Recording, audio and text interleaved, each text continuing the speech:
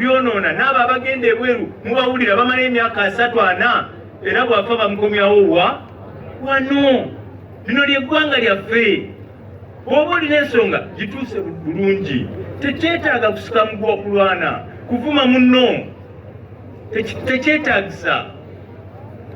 Pulezidenti message endala gyampadde okubawa, tetteeka erya copyright, etteeka eryaliwo lyali likaddiye.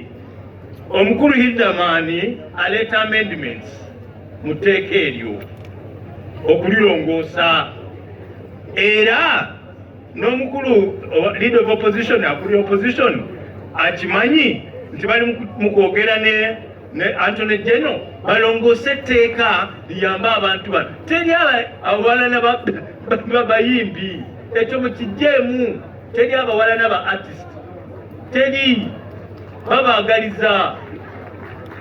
Senga bali tebabaagaliza gavumenti president abadde wano, sente yazijjawa?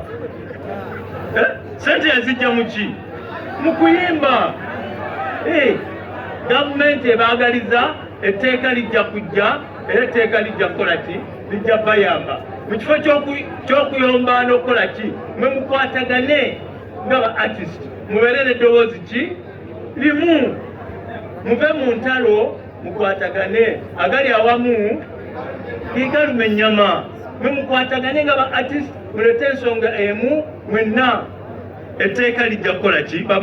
Bamukulu Sewungu babano wano banaalemwa batya okuyisa etteeka eribakwatako mwenna. Mukulu Sewungu namulabe naye azina amazina, kitegeeza naye artist bwe linatuuka mu parliament anaalemwa atya okuliisa. Nolwekyo banaye ba artist message mu president abawadde, mukwatagane ne ministry yammwe bakolako, mukwatagane ne Anthony General, etteeka lyammwe lijje mufune mu industry yammwe. Nolwekyo baleme babuzaabuza tebabaagala, baagala bakola kiteri. Lwaki baba tebakwagaliza? Bannange message ya president tebadde mpanvu. Maama Ann president agambye ajja kukubirayo akasimu ayogereko naawe, naye antumye ebbaasi eno sijja kwogera sente zirimu kuba ndaba abantu abali wano nyinza obuteesiga buli omu, naye maama kantuuse obubaka bwa pulezidenti buno. Ate bannange nze nga mmaliriza, tubeera nnyo mu nnyimbe muno ne twetema